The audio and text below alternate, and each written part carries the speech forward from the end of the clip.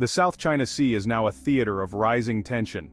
Gray-hulled ships from powerful nations slice through its waves, the air thick with unspoken warnings. For the Philippines, these waters are both a lifeline and a front line. Chinese Coast Guard vessels have used water cannons against Filipino supply boats, and fishermen are harassed in their own traditional grounds.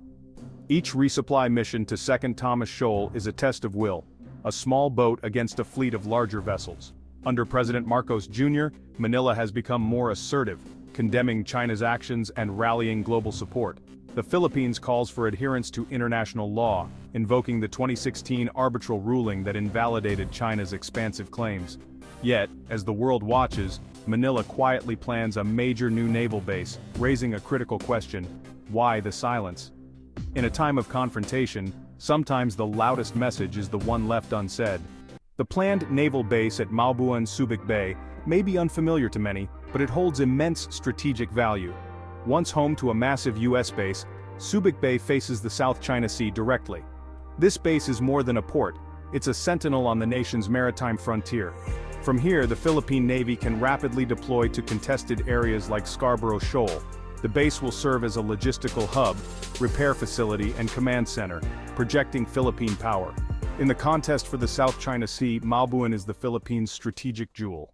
Support for the Malbuan base is strong within the Philippine defense establishment. The Navy and armed forces see it as essential for protecting the nation's territory. The Marcos administration drives the project, aligning it with military modernization and stronger alliances. The U.S. is a key supporter, viewing the base as vital to its Indo-Pacific strategy and regional stability. However, opposition exists. Some political factions fear provoking Beijing and escalating tensions. They argue the base could turn the Philippines into a pawn in the U.S.-China rivalry. These groups prefer prioritizing economic ties with China over a military buildup. China, unsurprisingly, would see a U.S.-supported base as a direct threat, condemning it as destabilizing.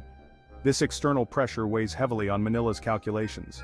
The threat of economic retaliation or military posturing from China is a powerful deterrent against moving too quickly or too loudly. The government must balance national security with the risks of escalation.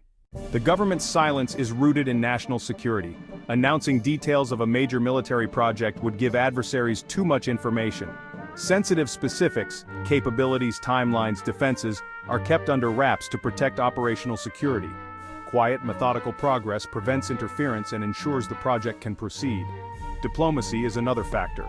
Manila must balance strengthening U.S. ties with managing its complex relationship with China. A loud announcement would force Beijing's hand. Silence leaves room for engagement. Domestically, secrecy avoids political infighting that could stall the project. By keeping plans quiet, the government can present the base as a done deal when momentum is irreversible. There's also the fear of escalation. A grand announcement could provoke drastic Chinese actions. The current strategy of silence is a de-escalatory tactic, allowing the Philippines to build strength quietly. It's a way to prepare for the worst while hoping to avoid it. In the South China Sea, silence is sometimes the best defense. The Philippine government's approach is calculated ambiguity. Officials neither confirm nor deny the Malbuan base, offering only vague statements about modernization and naval upgrades. Recent actions, however, speak volumes: deeper security ties with the U.S., expanded base access, and larger joint exercises near the South China Sea. These moves create the strategic environment for Malbuan to succeed, signaling reliability to allies. At the same time, President Marcos Jr. maintains communication with Beijing, emphasizing peaceful resolution and national interests. This dual-track approach, strengthening defense while talking peace, manages risk. The silence on Malbuan fits this strategy, avoiding direct provocation. No official budgets, no ceremonies, no public record. The plan exists in a gray area, discussed in security forums but absent from headlines. This gives the government flexibility to adjust the pace as the geopolitical climate shifts. If tensions cool, the project slows. If they escalate, it accelerates.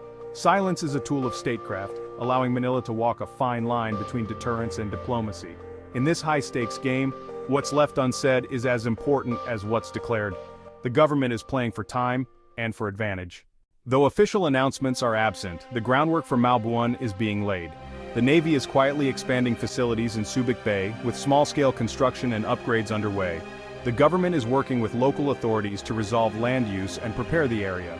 Allied naval vessels, US, Japanese, Australian, now make frequent port calls, conducting joint drills with the Philippine Navy.